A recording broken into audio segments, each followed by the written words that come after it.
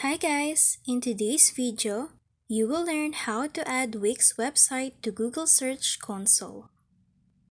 So first, go to your Google browser and then search for how to add Wix website to Google Search Console. And there you'll see verifying your site with Google Search Console. You can see here the step-by-step process. The first step is to get your meta tag from Google Search Console.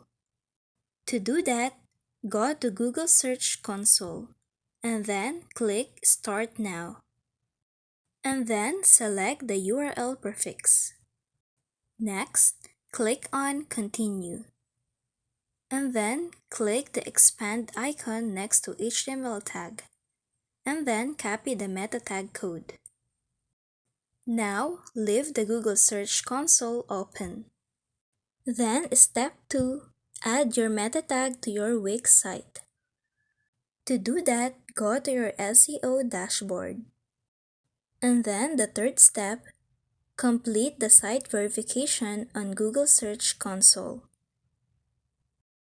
That's it. Thank you for watching. Don't forget to like and subscribe.